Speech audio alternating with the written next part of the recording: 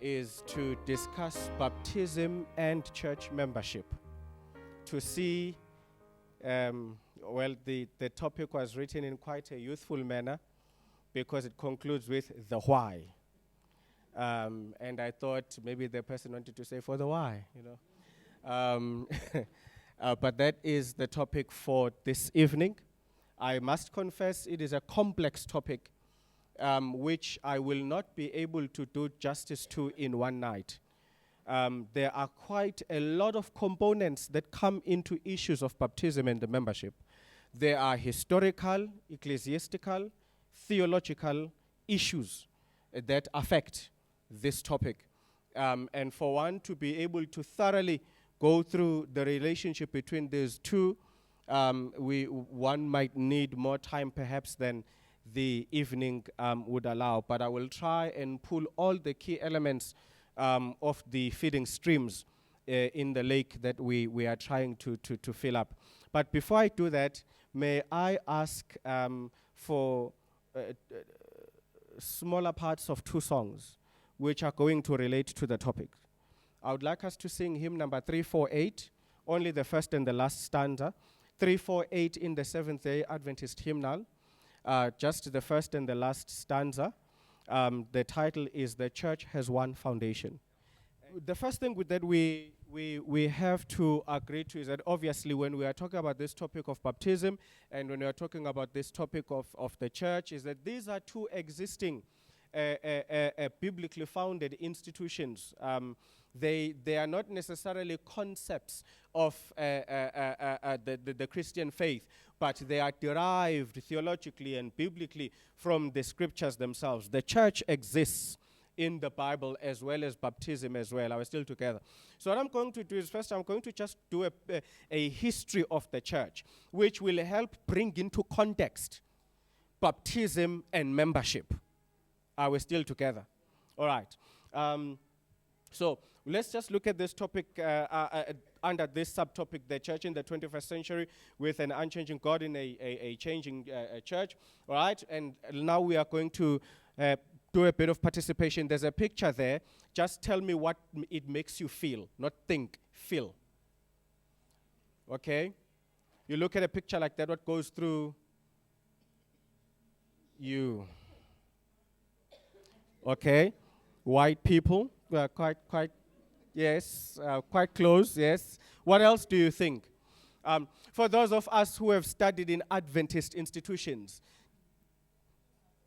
there's a Helderbergish, college-ish thing, Solusish thing going on there, okay? It has this sort of nostalgic feeling of some tranquil place set aside somewhere with some streams that would be flowing somewhere there, some lofty fields and beautiful flowers, and there's a nice, beautiful, small community church there, which would give you a nice picture of a nice community of people who come to this nice, beautiful, small church. Probably the local carpenter is also the local pastor. You can picture after Sunday school or Sabbath school, children running around, just playing there, and then the ladies with the picnic baskets and the men seated there discussing issues. And what that really captures for you is the church in the 1700s, 1600s, 1700s, 1800s. This is how our churches were designed. In fact, the model of the Seventh-day Adventist Church in choosing educational institutions still favors that kind of an approach. We are still very much anti-modern urban structures. We still prefer farms. We can build modern buildings, but we still prefer farms far away from everyone else. The word church is a word that we use almost every day. All of us, we speak about the church, but hardly, I think, do we ever pause to think, what do we actually mean when we say church? What is the meaning of this word in its reality, okay? And then the word church comes from two texts or words in the Bible that will appear both in the Old and in the New Testament in different contexts. The first one is the Old Testament, which uses the word ecclesia, all right, from which comes the English word eclectic, okay? When you are making an eclectic piece, putting together many different things to make something complete. Are we still together? So ecclesia, a combination of many components to form a whole, right? That would be the Old Testament word used for the church. And we also find this one, laos, from which comes the word layman, okay?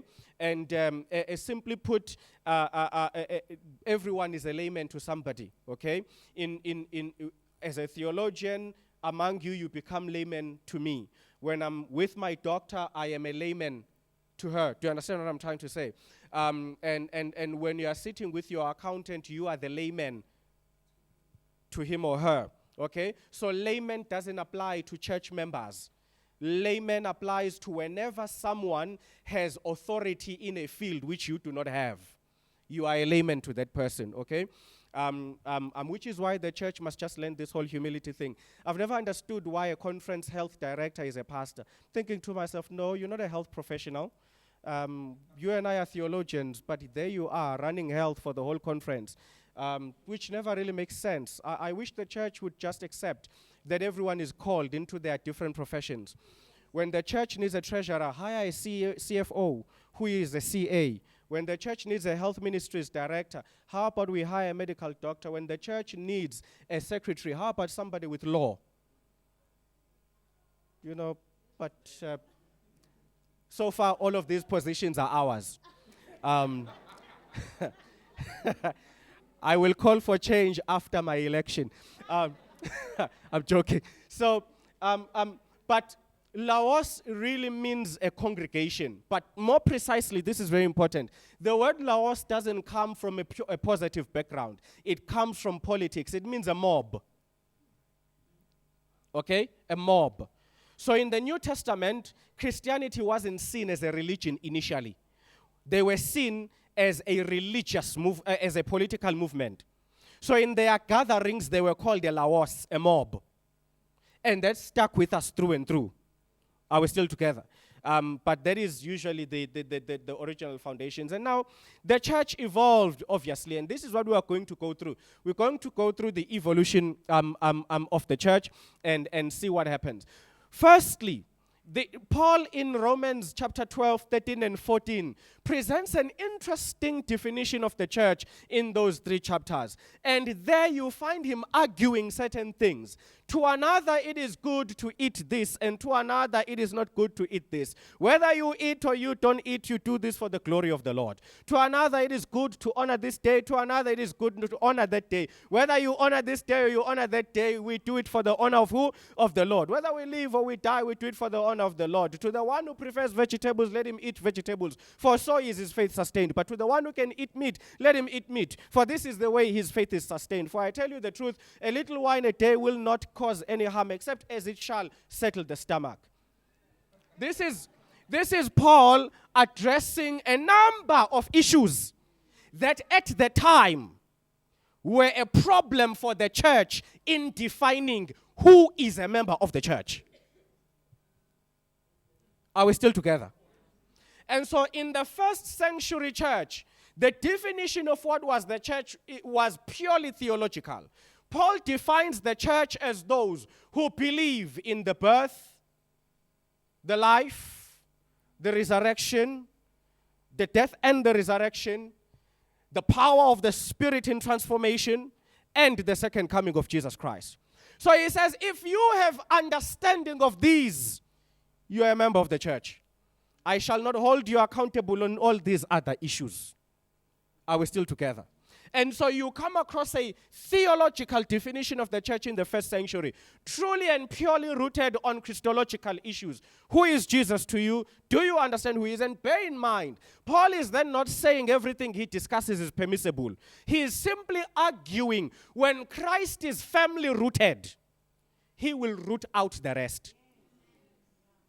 For now, the church will be defined through Jesus and having faith in him. Are we still together? And of course, that shapes the church in the first century. Hence, you have a lot of people coming into the church, and Paul knocking down a lot of things, knocking down circumcision, saying, nope, Jewish thing, non-Jews, not necessary. He's trying to unify the church under one umbrella that defines what it means to be the church.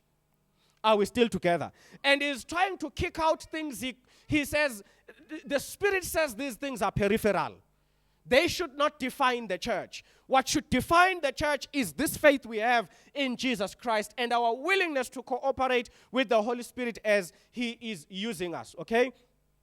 Now, as this then grows, the church then begins to do something it never had before. It takes on an administrative shape, which is the next level that Paul has to address. Now the church starts by gathering in homes, firstly. People are gathering in homes because, remember, they are not accepted in the synagogues. Jews don't want them there. They used to want them. Then the Jews changed their mind. They're like, nah, you are not a religion that is similar to ours. Walk away.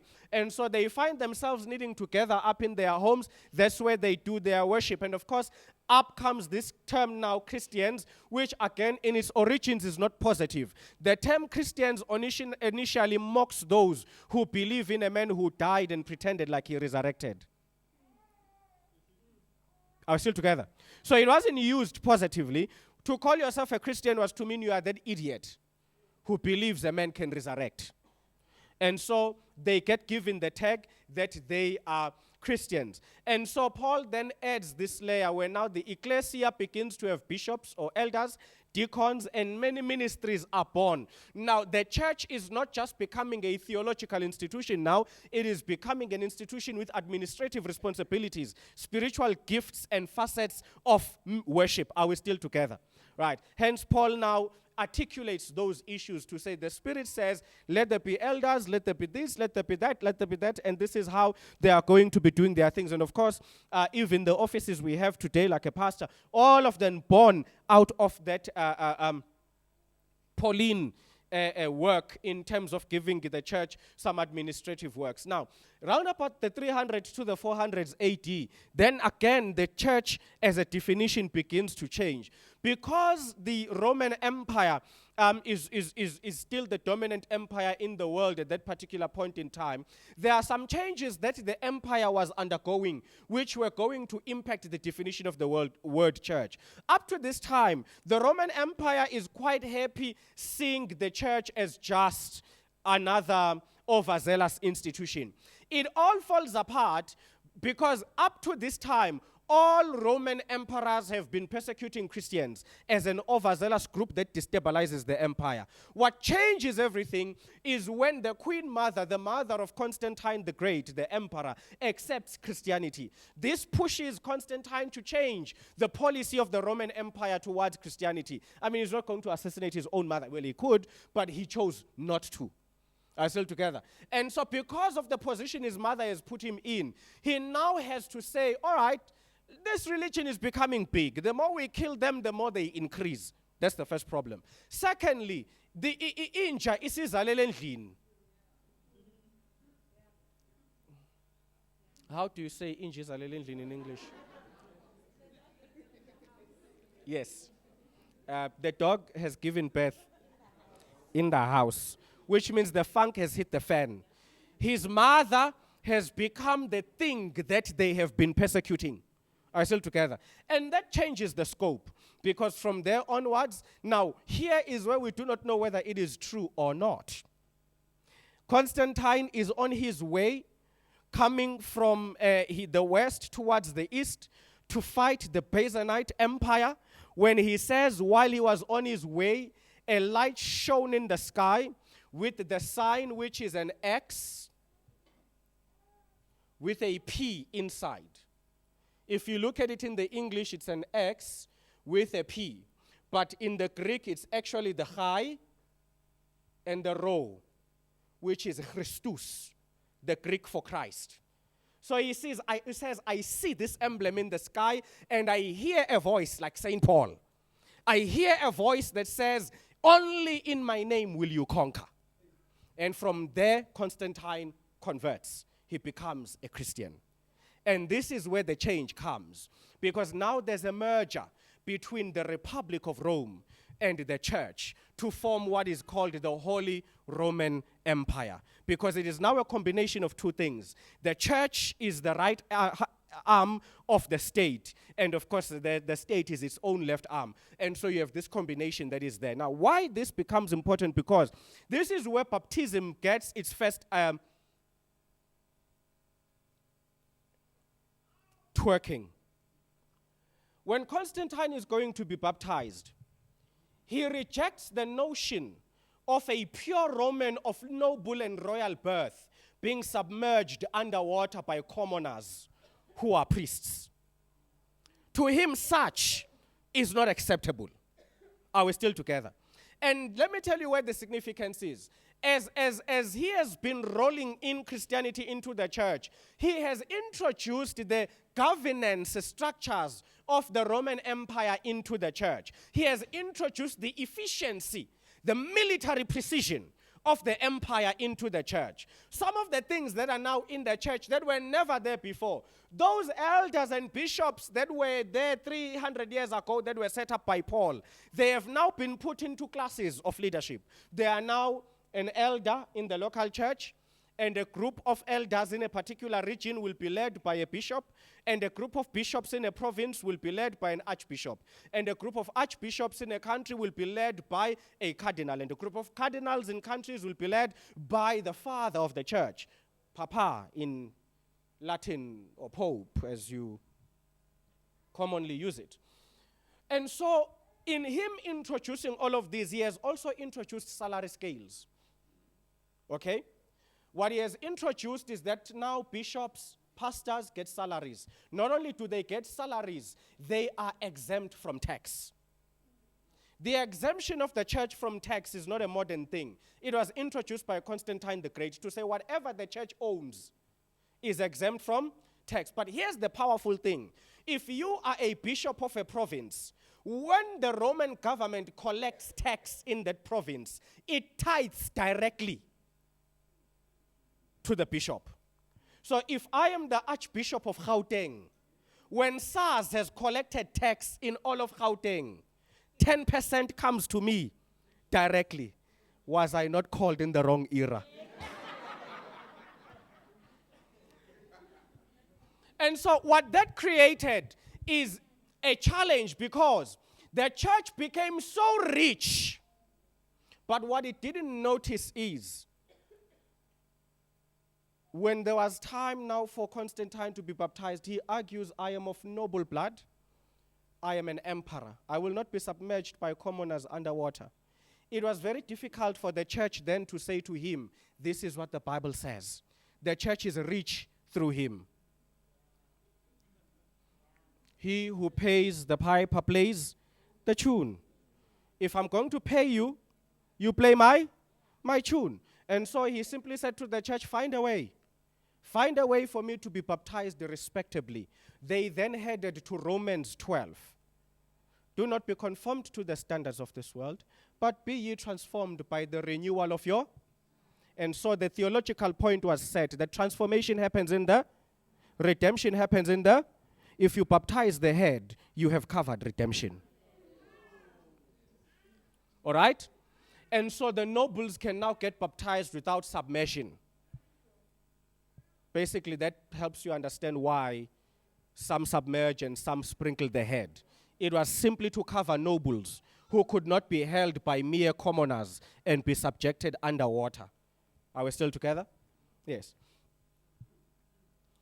And what you are seeing now is you've seen three changes if you're paying attention. We've moved from a theological church to a church that has administrative duties to a church that is as large as an empire. Okay? And it functions now with military precision, with incomes. It has palaces, it has lands, it has farms. Because remember, people are donating to the church. Nobles donate to the church. And so the church is accumulating assets. Bishops are becoming more powerful and bigger in the process. Okay? Yet, we have to understand that while all of this is happening, there are some theological churches you need to understand that are found in the Bible, okay?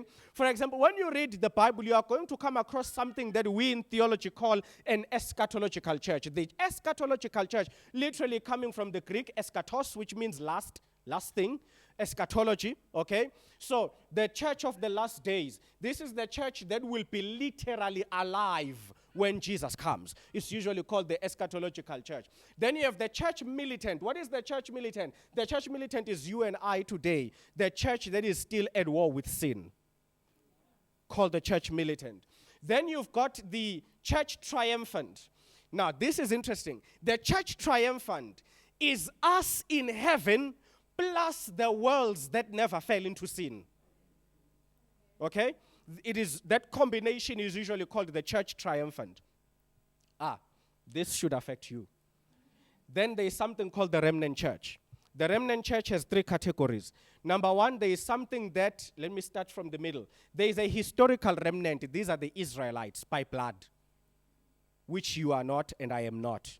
They are the historical remnant, the descendants of Abraham, the guys who literally live in Israel today and who run Sandton. Those guys. The guys who run banking all over the world. Those guys. The Steven Spielbergs. Those are the guys. They are the historical remnant, the direct blood, gene for gene descendants of Abraham. We are not. You then have the faith remnant, which is all Christianity. In the religions that are in the world, Christianity, Buddhism, Islam, Hinduism, Kabbalism, African traditional religions, you name it, all the religions that are there, Christianity becomes the remnant among all of them. The only one that has understood the mission of God in the world. Are we still together? And then you have the eschatological remnant. Now this is, you need to partner this with that. Because you have an eschatological church, the Christian church that lives in the last days. But within it, there is an eschatological remnant. This is what you mean when you call yourself a remnant. You are not the only church. But within the church of the last days, you are the purest version of God's intention. And I use the word purest loosely because it is earned. It is not tagged. Okay? It has to do with conduct. Bear in mind, this is very important. There's a reason why historical Israel is not the eschatological remnant. Initially, they were going to be the eschatological remnant. It was their failure to obey that put them at history. This status is never permanent. It is subject to obedience. Whenever God feels that those years assigned here are failing him, he reverts them to somewhere here and he picks another. Seventh-day Adventists ought to be very careful of this arrogance of thinking that you are at the remnant church forever. Jews still think they are the remnant, though they lost it. It is not a birthright. It is always something God gives, is subject to obedience. When the mission is not fulfilled, he takes it to somebody else. It doesn't mean you don't go to heaven. It means you just lose the privilege of hosting the message in that particular period. So Adventism cannot call itself the remnant simply by a tag. There is a mission-orientated status that goes with this. You keep up with the mission, you uphold the title. You lose the mission, you forfeit the title. Okay? Now, the church as the Holy Roman Empire exists for a period of over 1,000 years undisturbed until you get to the 900s where suddenly there is a change in the way this process is going. there are those who now begin to rebel from the Holy Roman Catholic Church under the auspices of the Holy Roman Empire. Are we still together? And they begin to think, no, man, this is not what the Bible wanted us to be. Something is not right here. This has lost its direction. This is not where we started. This is not where we were intended to go. In comes what you would call the Reformations, where now people begin to rebel and are trying to come up with ways of upholding what was the original definition of the church. Out of that are born your Methodists. When your Methodists came out, were born Baptists out of them. Out of Baptists came Jehovah's Witnesses and Seventh-day Adventists. Are we still together? And then out of Jehovah's Witnesses came evangelists. And out of the evangelists came Pentecostals. And out of Pentecostals came spiritual illumination movements, which is where we are. Are we still together? But the change that came here is interesting because this is the birth of denominations. This is from the 1400s all the way to the 1800s. Most of the denominations that are here today are from that era. Okay? Here, the definition of the church obviously has changed because here, the church is no longer held theologically or held administratively through the Roman influence. The church is now a denomination, an organization. And here, the introduction of membership comes in. The introduction of membership is as a rejection of heresy. People are afraid of the things they left in the Catholic Church, making their way back to where they are. And so there is now a formulation of a test. How do we know you truly believe in what we believe in? Enter the baptismal vow. It is a way of regulating heresy. Are we still together? It is a way of trying to keep out what we ran away from. Now, if I could, for example, leave denomination, now we are zooming into Adventism. Because if you've noticed, I started from very large, we keep on. Okay? So, in this era of denominations, we too are born. The Seventh-day Adventist Church, the founders of this church, were coming from different denominations, mainly Methodist, others Baptist, and a few portions here and there from other movements as well, but mainly Methodist and Baptist. The theological positions of the Seventh-day Adventist Church are about 60-65% similar to those of Methodists and Baptists. Are we still together? But we do have some very critical positions where we differ. They may be few in number, but by scale of identity, they are bigger than what one might think unifies us. Are we still together? I've been made an offer before by the Methodist Church to consider moving to them. I must say the package was lucrative. Sometimes when I'm broke, I remember. I remember that package.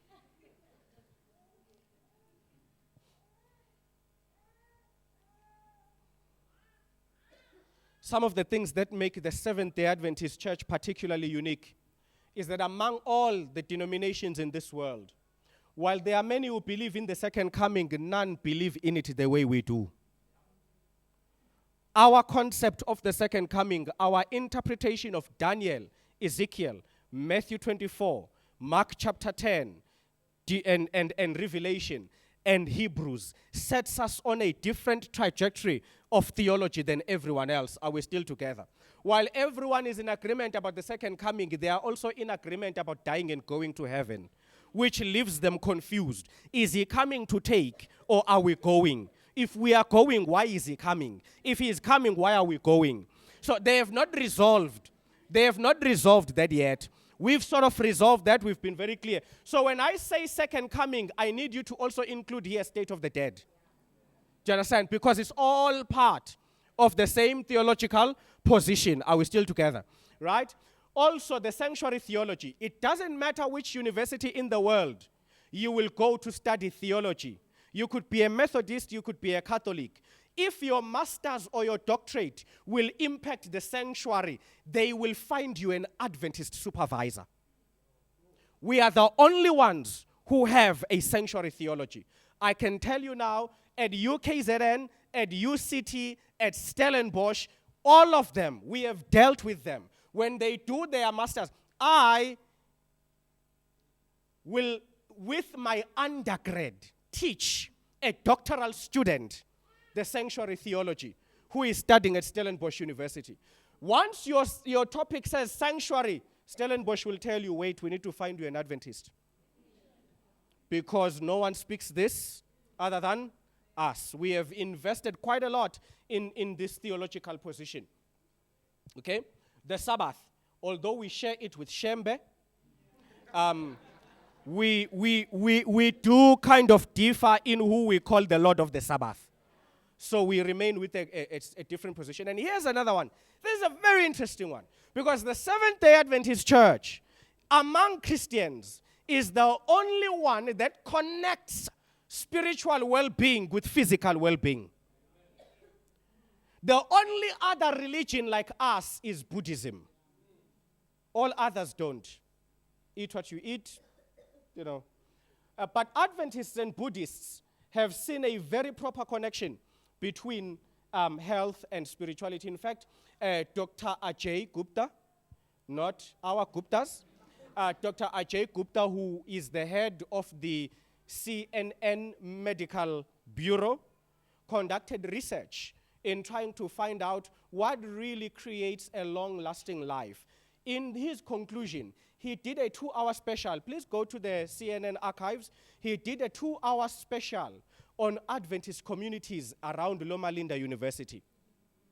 What he found is that through the Adventist health message, those guys were scientifically rated as the healthiest, most mentally and emotionally stable society on planet Earth. It wasn't just physical.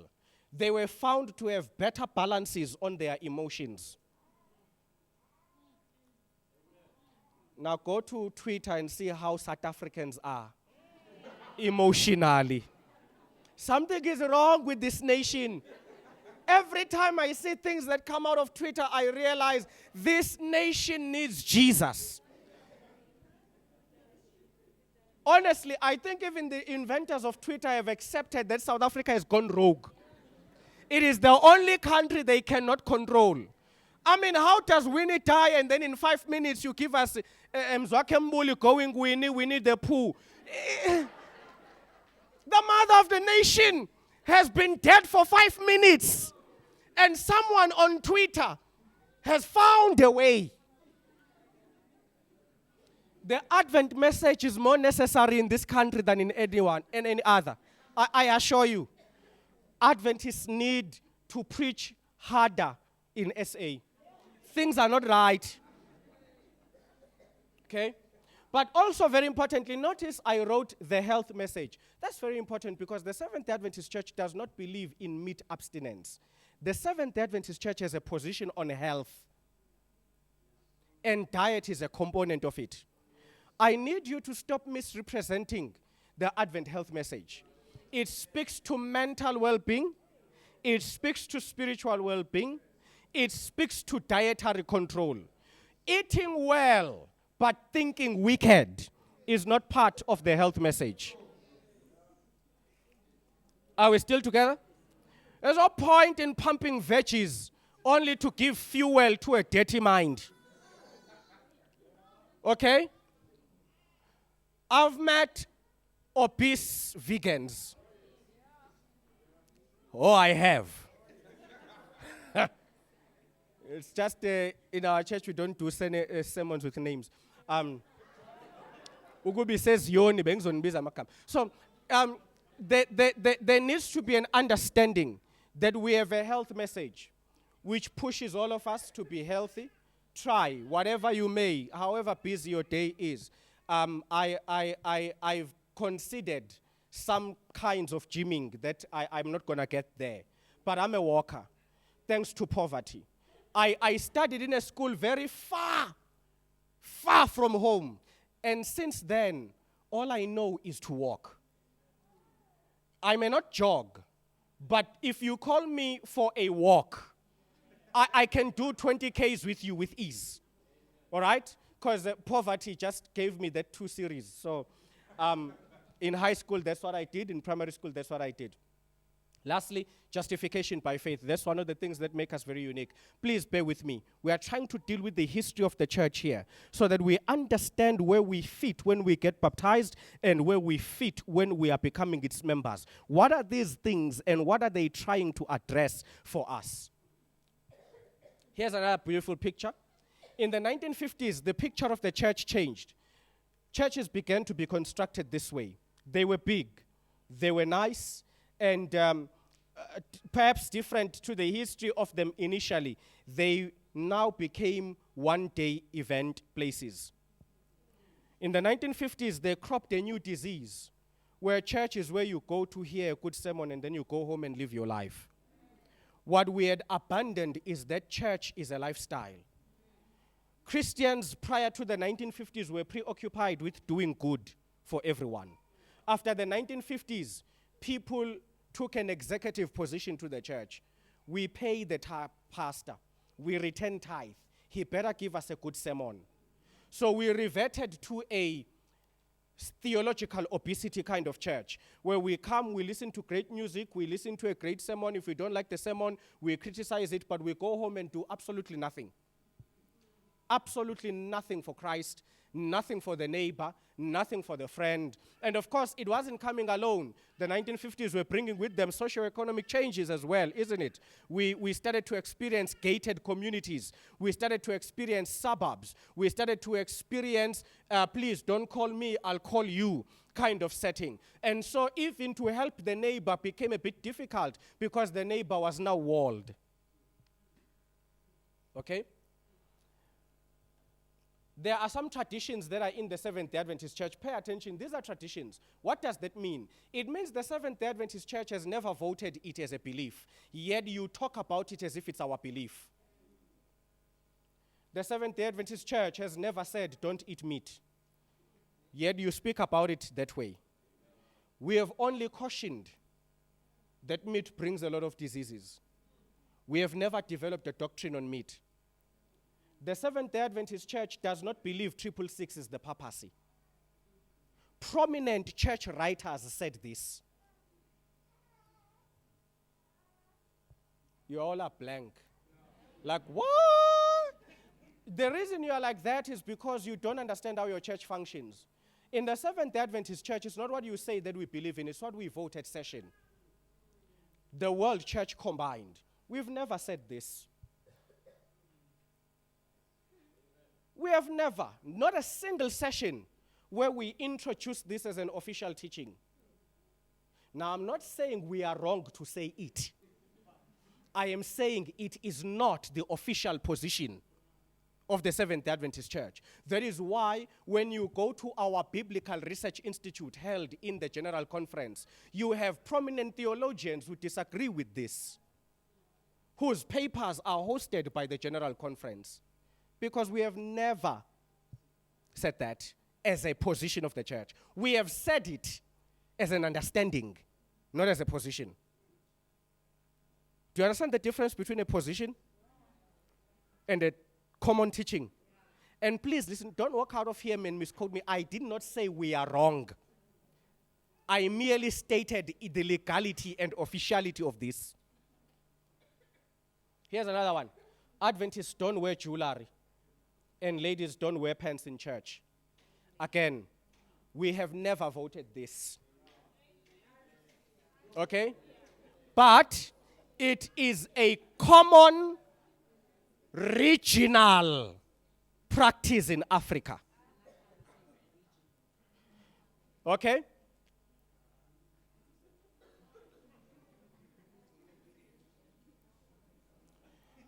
Here, I could introduce other things. You don't preach in the Seventh-day Adventist Church unless you are wearing a shirt and a tie and a coat, isn't it? Yes. It's regional. You know, I know it's regional. Besides the research I read, it happened to me and Pastor Blosse. We were invited for camp meeting at Seychelles. like good Seventh-day Adventists, we packed our suits and we went to Seychelles.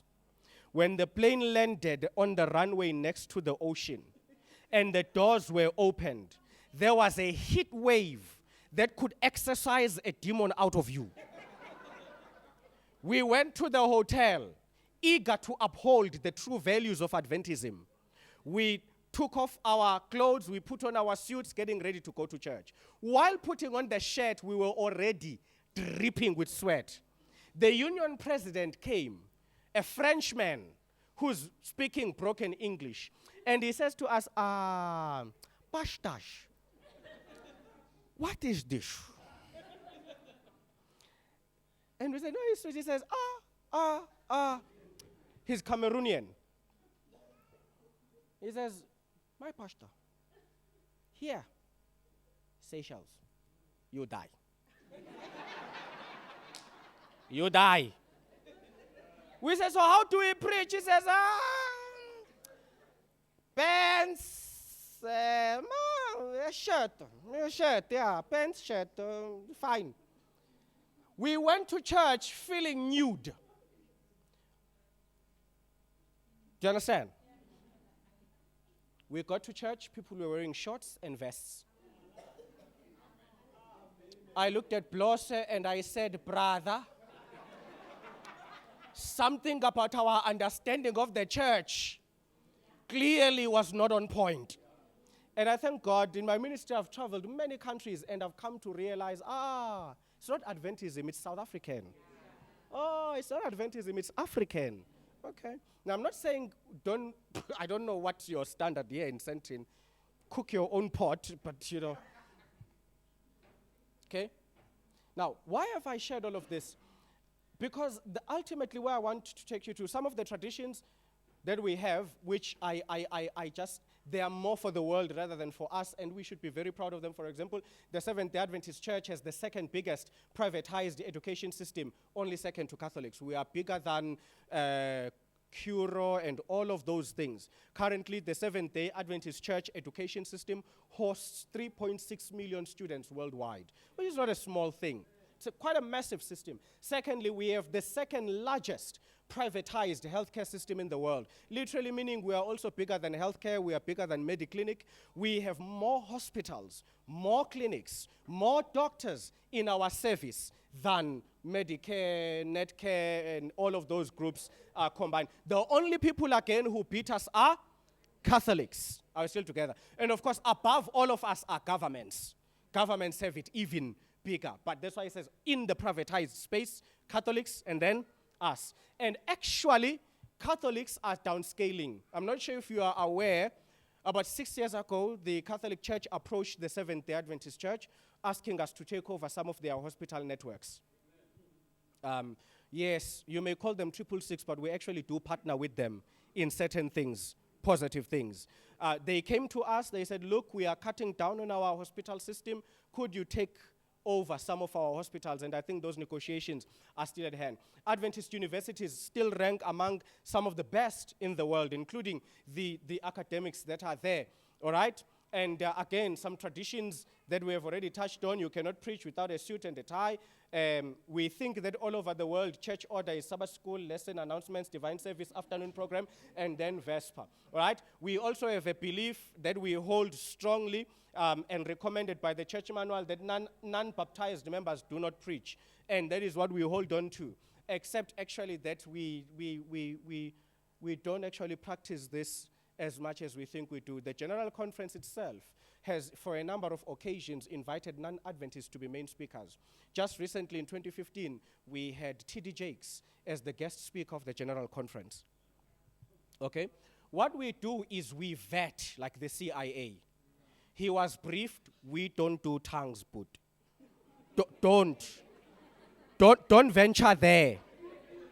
Whatever your sermon is going to say, don't go there. Okay?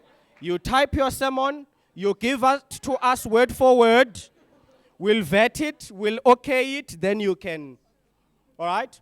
And by the way, sometimes you need to, I'm not saying do it, but I'm saying sometimes you need to experience this. One of the best sermons I've ever heard in my life was preached by a Lutheran priest.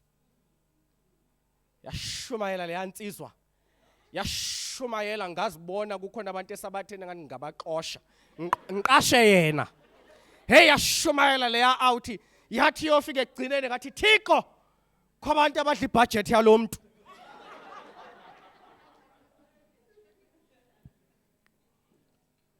The challenge then comes to where you are today. The church once again is evolving. The question you have asked me to address on baptism in the church is coming only as a product of generational changes. So what the church has for many years been ignorant to is that changes in generations also affect the definition of the church and the way it upholds itself. We are in that space now. There is generational progression that has come into the space.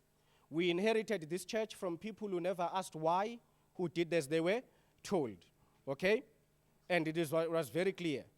But what has come is a generation of individuals that now ask why. I am a theologian in the Seventh Adventist Church, but I'm also now doing studies in a completely secular degree. It's got no reason with living Christianity. I acknowledge the constituency I am leading is just too educated to be led with theology alone. Pastors need more equipping these days than ever before. Whereas in the past we could say, hey, and you would be frightened. Now we say, hey, and you say, infundis. So, generational changes have come. Technology has come. Regrettably, I can no longer repeat my sermons.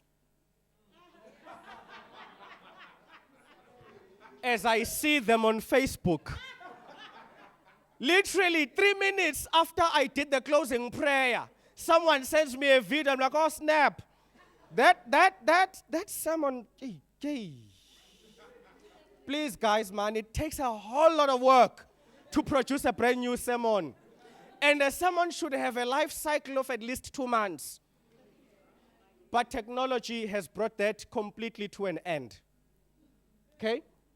While preaching, someone is using their phone. They are doing Facebook Live. When you say amen, they press stop. Facebook loads it. It's gone. You have to start from scratch. Okay? There are also cross-cultural interfaces that are affecting the church that were not there for our parents. For example, we now go to church with whites, Indians, coloreds, isn't it? But not only that, there are Zimbabweans, South Africans, Zambians, Kenyans, Venezuelans. In our churches, we are cross-cultural. We are beginning to deal with issues about definition of church that need to accommodate everyone. 15 years ago, where we come from, Noltando, KZN, we knew what church was. Church was Zulu. Zulu was church. There was no one confused about what the church is. AmaZulu, AmaSabata. AmaSabata, AmaZulu. Askwazi okunye. Now, what has happened is in the same building, colors have moved in. Whites have moved in. Do you understand what I'm trying to say? And what that has meant is the definition of church again needs to be shifted. Because from where she comes from, that's not church. Am I making sense? Right. So, I remember we were at Umbilo, Seventh-day Adventist Church, many years ago. We were holding a conference, Pathfinder training, for directors in churches.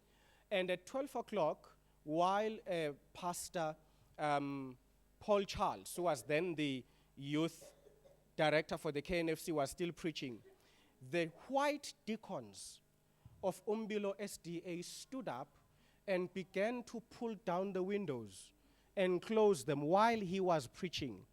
The white ladies and gentlemen stood up, put their bags here, and made their way out. And the whole black house stayed there listening to the sermon. And I thought to myself, what on earth is going on here?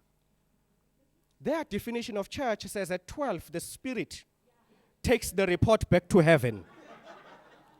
After 12, the Spirit is no longer recording, my brother. Files have been closed. Are we still together? When I got to Elderbeck College, that's when I understood it, as I began to experience the white churches there. At 1 o'clock, they're at the beach. At the beach at 1 o'clock. No one is yelling at them. No one is, repent. didn't know they're dealing with the waves and their redemption.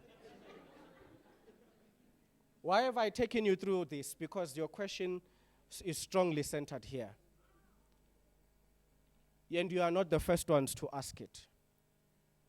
Already in the 2015 General Conference session, there was a proposal to discuss the relationship between baptism and the church. But the proposal was rejected at the time. Because there is a strong sentiment coming in certain quarters of the world that what it means to be a Seventh-day Adventist and what it means to be a Christian should be separated. I should be able to be baptized but not be a member of this church. Are we still together? There are some whispers coming of that nature. No, baptize me. Let me go. Are we still together? And both sides, of course, the second side says, no. Baptism is not just entry into Christ. Baptism is entry into the body of Christ. You are an organ in the body. You are not a body. The Bible is very clear. You are all organs in the body of who? Play your role. So we can't baptize an organ and it becomes a body. An organ is not a body.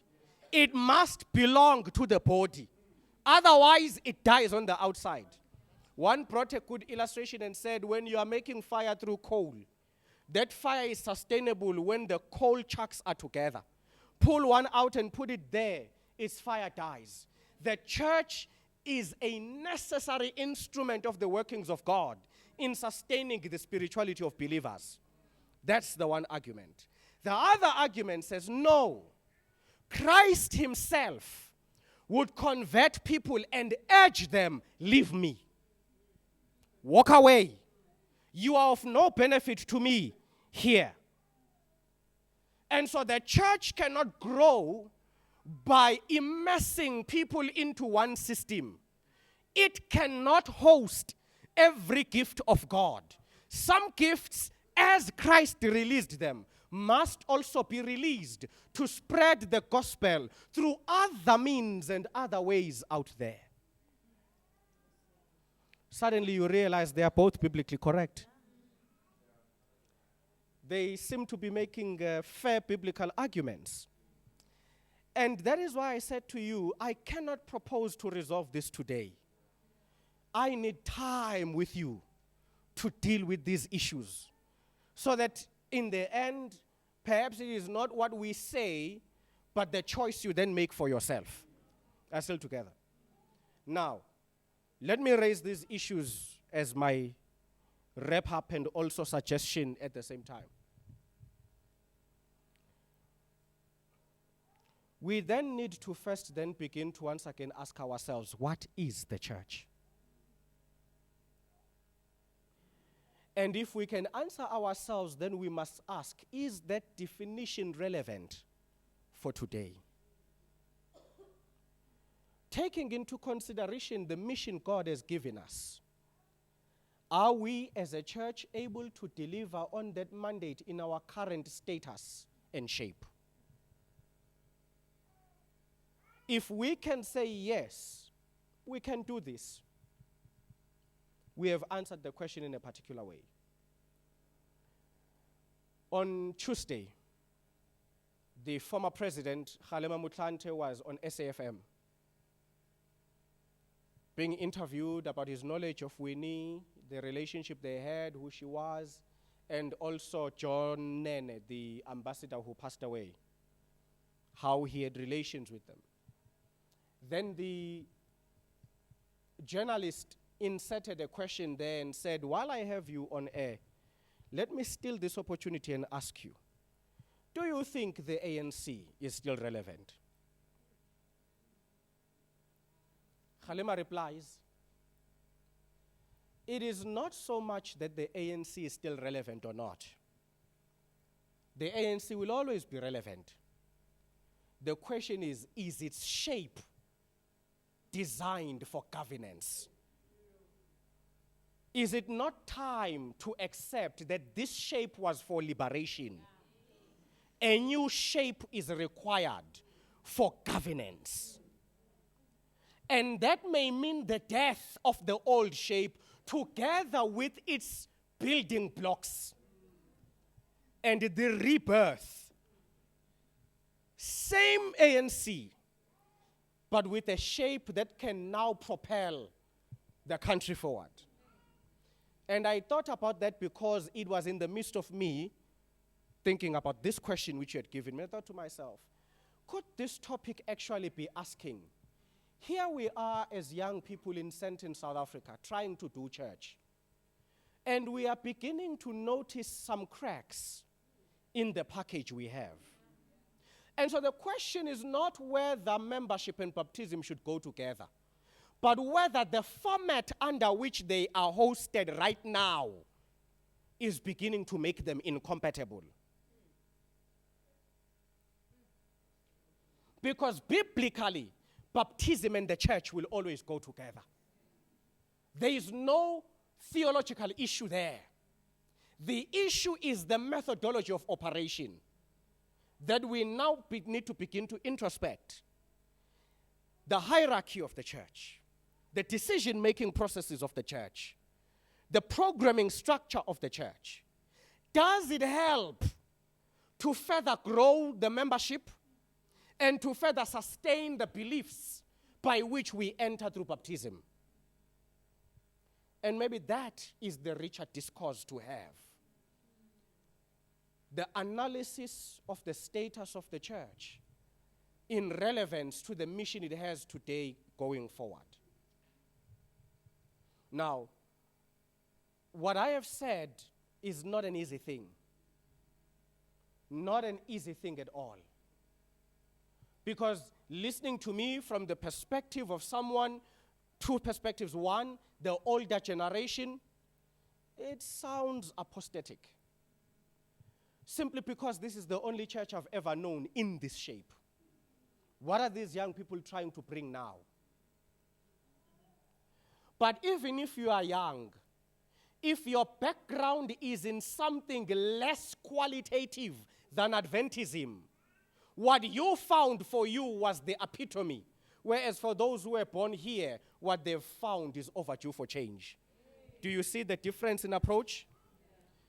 If you are coming from a system where sermons were never researched, pastors were just waffling in the air, there were no processes of making decisions and voting, then you accept Jesus at university. To you, this is it. This is the summit of Mount Everest. But when you were born at the summit,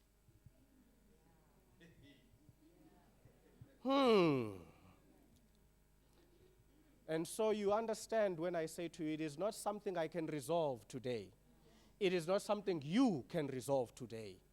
This is the beginning of an international discussion about whether the church needs to change its format. Why did I start where I started? Because it is the beliefs of the church that should never be tampered with, whatever happens. So we now need to perhaps revert to the wisdom of Paul and ask, wait a minute, what truly builds the church? What makes the church exist in SA, in the US, in China, in Seychelles, at different time zones, different clothing patterns, different singing styles, yet this is God's church? And maybe we need to find that thing and preserve it. And then say, having preserved this, where do we go from here? So that the church in 200 years from now, subject to Jesus not coming, God forbid, we will have a church still fulfilling its mission. I dare not to even claim to suggest I have the answers. As a minister in the Seventh-day Adventist Church, I myself am wrestling with these issues. I've not been around since the 1960s or 70s. I've been a pastor in this church for 7 years. And what I have seen in these 7 years has been a drastic change.